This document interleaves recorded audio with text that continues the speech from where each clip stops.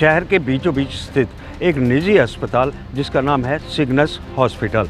इसके अंदर सुबह सवेरे उस समय आज हाहाकार मच गया जब अस्पताल की अपर बिल्डिंग के एक स्टोर के अंदर अचानक आग लग गई और उस आग में वहाँ रखा जो वेस्टेज सामान था जलकर राख हो गया। सूचना के बाद मौके पर पहुंची दमकल विभाग की 2 गाड़ियों ने आग पर काबू पा लिया, लेकिन गनीमत ये रही कि आग उन कमरों तक नहीं पहुंची जहां पर पेशेंट्स एडमिट थे और बड़ा हादसा टल गया। दमकल विभाग की जल्दी वहां पहुंचने के कारण से इस हादसे को टाला जा सका। हॉस्पिटल्स के डॉक्टर्स की माने तो कोई भी बड़ा हादसा यहां पर नहीं हुआ, लेकिन आग के कारणों का भी अभी तक खुलासा नहीं हो पाया। श्याम बाटला, MH1 न्यूज़, रेवाड़ी। रेवाड़ी की धारवाड़ा चुंगी स्थित सर्कुलर रोड पर लगभग रात 11 बजे 2 गैंग के बीच में आपस में गोलीबारी हुई और जमकर गोलियां चली। आमने सामने एक दूसरे के ऊपर गोलियां चलाई गई। इतना ही नहीं, चाकूबाजी भी वहां पर हुई। एक बदमाश को चाकुओं से गोद दिया गया। कुल मिलाकर दोनों गैंग के 5 बदमाशों को गोलियां लगी, 4 को गोलियां और 1 को चाकुओं से गोद दिया गया। एक की हालत गंभीर देखते हुए उसे हार्ट सेंटर रेफर कर दिया गया, जबकि जो 4 अन्य अलग अलग अस्पतालों के अंदर उपचाराधीन है उनकी हालत जो है वो अभी स्थिर बताई जा रही है। डॉक्टरों का कहना है कि कुछ समय और वेट करना पड़ेगा उनकी हालत में सुधार होने के लिए, लेकिन पुलिस पूरे मामले पर अभी चुप्पी साधे हुए है। अभी तक कोई भी आधिकारिक बयान सामने नहीं आ पाया है। श्याम बाटला, MH1 न्यूज़, रेवाड़ी।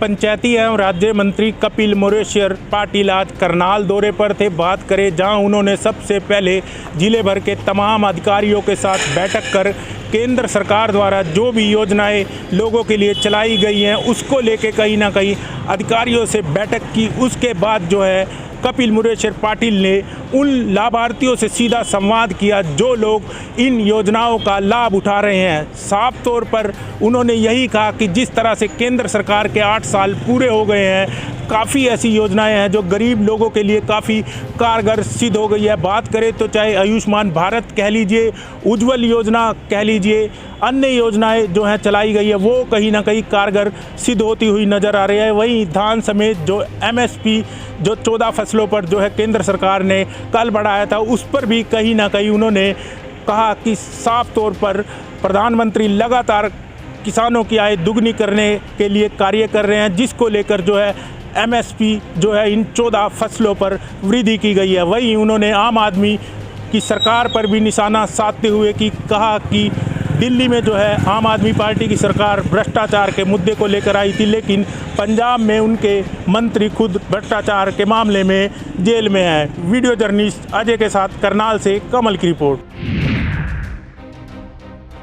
हितों को देखते हुए कल केंद्र सरकार ने धान समेत 14 फसलों के जो MSP प्राइस में वृद्धि की है। बात करें तो धान, मक्का, तिल, बाजरा समेत अन्य 14 ऐसी फसलें हैं जिनके MSP में जो है केंद्र सरकार ने वृद्धि की है। वही बात करें तो जिस तरह से केंद्र सरकार 2022 तक जो है किसानों की आय दुगनी करने की बात कह रही है, जिसको लेके ऐसे फैसले कहीं ना कहीं महत्वपूर्ण हो जाते हैं। वही बात करें तो जिस तरह से केंद्र सरकार ने 14 फसलों पर MSP में वृद्धि की है उसको लेकर किसान अपनी अलग प्रतिक्रियाएँ दे रहे हैं। किसानों का साफ तौर पर यही कहना है कि कागजों में तो MSP बढ़ाया जाता है लेकिन धरातल पे जो है किसानों को इन योजनाओं का लाभ नहीं मिलता। फिलहाल आने वाले दिनों में इस बात का पता चल सकेगा कि किसानों को जो MSP बढ़ाया गया है उनकी फसलें उस दामों पर बिकती हैं या नहीं। वीडियो जर्नलिस्ट अजय के साथ करनाल से कमल की रिपोर्ट।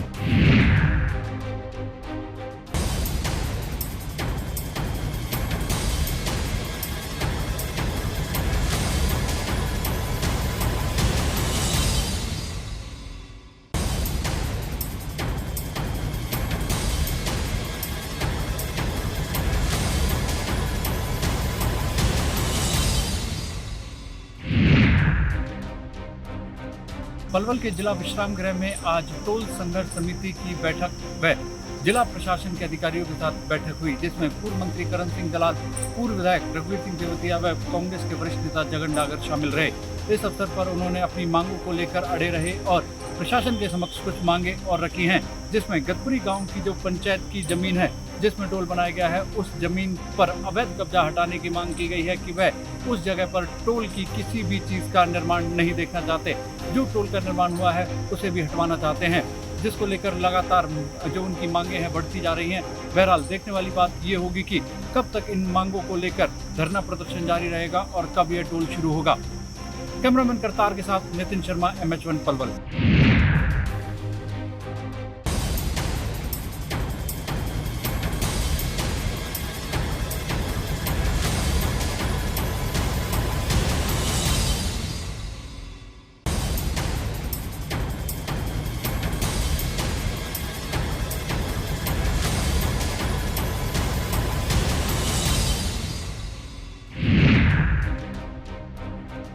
तेईस जून को होने वाले संगरूर उपचुनाव के लिए सभी पार्टियों ने अपनी तैयारियां शुरू कर दी है। इसी को लेकर आज आम आदमी पार्टी ने पार्टी MLAs और मंत्रियों की बैठक बुलाई। CM भगवंत मान और पार्टी प्रभारी जरनैल सिंह की अध्यक्षता में हुई इस बैठक में जहां पार्टी नेताओं की ड्यूटियां लगाई गयी, वहीं पार्टी की नीतियां घर घर पहुँचाने को लेकर भी नेताओं को कहा गया। कैमरामैन अमर सिंह के साथ दीपक शर्मा, MH1 न्यूज, चंडीगढ़।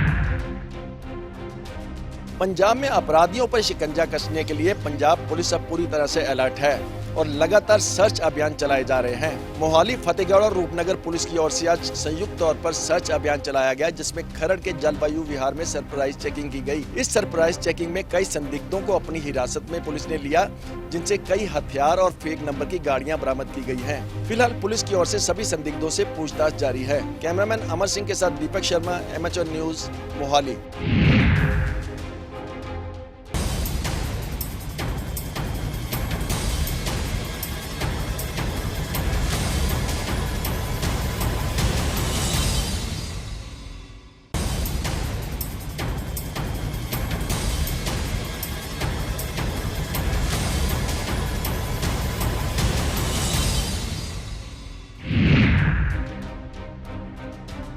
विधान परिषद चुनाव के नामांकन के आज आखिरी दिन भाजपा के सभी 9 लोगों ने पर्चा किया दाखिल। उत्तर प्रदेश में विधान परिषद की 13 सीटों के लिए चुनाव हो रहा है, जिसका कि चुनाव यहां जो विधानसभा के सदस्य हैं उनके द्वारा किया जाएगा। इसमें भारतीय जनता पार्टी के खाते में 9 सीटें हैं, वहीं समाजवादी पार्टी के खाते में 4 सीटें आई हैं। जहां कल समाजवादी पार्टी के सभी चारों सदस्यों ने अपना नामांकन दाखिल कर दिया था, वहीं आज भारतीय जनता पार्टी के जो 9 सदस्य हैं, जो उनकी लिस्ट फाइनल हुई है, उसमें 7 मंत्री हैं जो कि प्रदेश सरकार में के योगी मंत्रिमंडल के अंदर शामिल हैं। उनके अलावा 2 नाम और ऐसे हैं जिनको कि भाजपा ने इन 9 सदस्यों में जगह दी है। 7 मंत्रियों की बात करें तो उप मुख्यमंत्री केशव प्रसाद मौर्य के साथ में अगर बात करें, नरेंद्र कश्यप हैं, जसवंत सैनी हैं, दानिश अहमद अंसारी हैं, ऐसे 7 मंत्री जो हैं वो हैं। उसके अलावा जो बनवारी लाल दोहरे हैं, वो भारतीय जनता पार्टी के एक पुराने सदस्य रहे हैं, कन्नौज से वो आते हैं, वहां से विधायक भी रहे हैं, प्रदेश कार्य समिति के सदस्य हैं, प्रदेश किसान मोर्चा में मंत्री हैं, उनको जगह दी गई है। साथ ही साथ लखनऊ महानगर के अध्यक्ष जो हैं उनको जगह दी गई है। तो जो 9 नाम जिसकी सूची कल भारतीय जनता पार्टी ने फाइनल करी थी, वो आज सभी भारतीय जनता पार्टी कार्यालय पे इकट्ठा हुए। उसके बाद विधानसभा पहुंचकर उन सभी ने अपना नामांकन दाखिल किया। कैमरा पर्सन सलीम के साथ अमित पाठक, MH1 न्यूज, लखनऊ। उत्तर प्रदेश में आजमगढ़ और रामपुर में 2 लोकसभा सीटों पर उपचुनाव हो रहे हैं, जिसको लेकर के सारी राजनीतिक पार्टियों ने अपनी पूरी ताकत झोंक दी है। कांग्रेस ने इस चुनाव में अपने उम्मीदवार न उतारने का ऐलान किया है, तो वहीं बसपा, भाजपा और समाजवादी पार्टी ने अपना पूरा दमखम लगा दिया है और अपने स्टार प्रचारकों की लिस्ट भी जारी कर दी है। सबसे पहले बात अगर भारतीय जनता पार्टी की करें तो उन्होंने अपने 40 स्टार प्रचारकों की लिस्ट जारी की है, जिसमें मुख्यमंत्री योगी आदित्यनाथ, दोनों उप मुख्यमंत्री यानी कि केशव प्रसाद मौर्य और ब्रजेश पाठक शामिल हैं। इसके साथ रक्षा मंत्री राजनाथ सिंह और मुख्तार अब्बास नकवी का भी नाम इसमें देखा जा सकता है। बात अगर समाजवादी पार्टी की करें तो उन्होंने भी अपने 40 स्टार प्रचारकों की लिस्ट जारी की है, जिसमें सबसे चौंकाने वाला नाम शिवपाल का नाम उसमें नहीं है। इसमें अखिलेश यादव से लेकर के पूर्व रक्षा मंत्री मुलायम सिंह यादव का नाम तो है, लेकिन शिवपाल यादव का नाम ना होने से शिवपाल नाराज हो गए हैं और उन्होंने अपना पार्टी को मजबूत करने का ऐलान किया है। साथ ही साथ में लोकल बॉडी के चुनाव स्वयं से लड़ने का ऐलान कर दिया है। सबसे चौंकाने वाली बात रही बहुजन समाज पार्टी की। बहुजन समाज पार्टी ने भी अपने 40 स्टार प्रचारकों की लिस्ट जारी की है, जिसमें सबसे चौंकाने वाली बात रही कि उनके नंबर 2 के नेता सतीश चंद्र मिश्रा इस लिस्ट से गायब हैं और इस लिस्ट में मायावती के बाद दूसरा नंबर है भीम राजभर का, जो कि प्रदेश अध्यक्ष हैं। अब ये 2 उप लोकसभा के चुनाव किस पार्टी का बिगाड़ेंगे गणित और किसका बनाएंगे अंक गणित, ये देखना काफी दिलचस्प होगा। Pradeep Vishwakarma, MH1 news, Lucknow.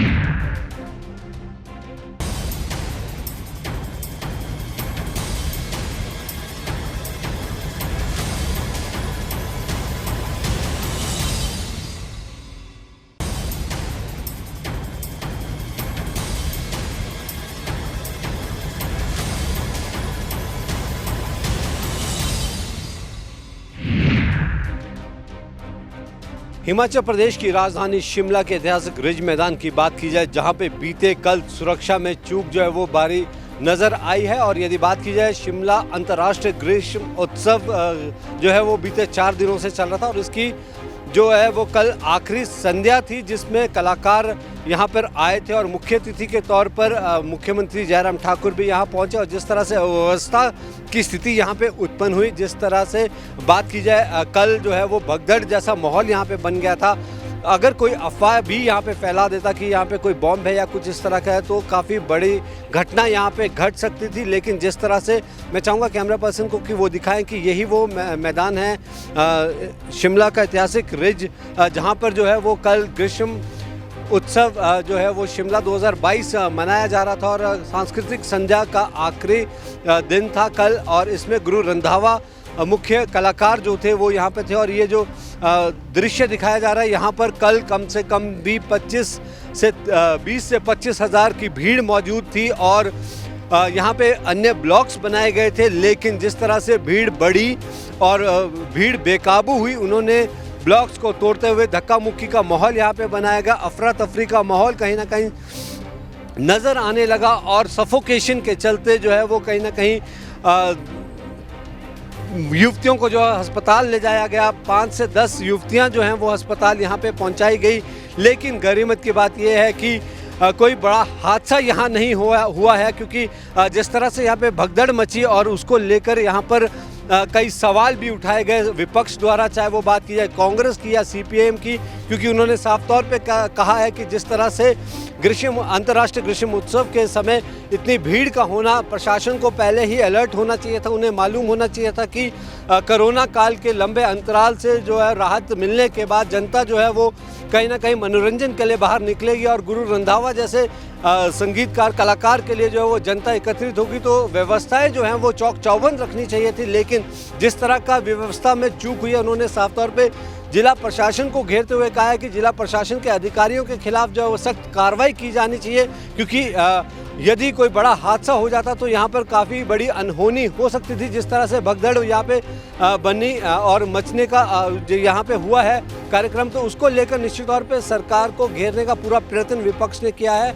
और वहीं यदि बात की राकेश सिंघा ने तो यहाँ तक कहा कि ब्लूप्रिंट जो है वो यहाँ पे सरकार को लेना चाहिए और जो भी अधिकारी इसमें दोषी हैं उनके खिलाफ जो वो सख्त से सख्त कार्रवाई करनी चाहिए। और वहीं कांग्रेस ने भी इसमें चुटकी साधते हुए कहा है कि निश्चित तौर पे सरकार जो है वो हर क्षेत्र में विफल नजर आई है, चाहे वो बात की जाए बीते कल अंतर्राष्ट्रीय ग्रीष्म उत्सव में जिस तरह से भगदड़ का माहौल बना है, उसको लेकर भी सरकार को कहीं ना कहीं घेरने का प्रयत्न विपक्ष ने किया है। तो निश्चित तौर पे एक बहुत बड़ा हादसा होने से बचा है कल, जिस तरह से यहाँ पे भगदड़ का माहौल बना और उसके बाद जो है वो एम्बुलेंस और फायर ब्रिगेड तक जो है यहाँ पे चल नहीं पाई। लोगों में कहीं ना कहीं काफ़ी रोष है इसको लेकर। लोगों ने साफ तौर पे कहा है कि इस तरह का ग्रीष्म उत्सव आज से पहले कभी नहीं हुआ है। 40 साल के इतिहास में जो है ये पहली बार ऐसा हुआ है कि इतनी भगदड़ या अफरा तफरी का माहौल बना है और सुरक्षा व्यवस्था में बहुत बड़ी चूक साफ तौर पे हर व्यक्ति ने कहा है और लोगों का सामान तक जो है वो कहीं ना कहीं गुम हो गया था, जिसे ढूंढने के लिए आज सुबह भी लोग यहाँ पर आए हैं। तो निश्चित तौर पे एक बहुत बड़ा सुरक्षा में चूक को लेकर जो है हर पार्टी घेरने को प्रयत्न कर रही है प्रदेश सरकार के लिए। बहरहाल देखना ही होगा कि आने वाले समय में सुरक्षा व्यवस्था किस तरह से रहेगी। मैं अपने सहयोगी पुष्पेंद्र चौधरी के साथ सुनील परमार, MHN प्राइम, शिमला।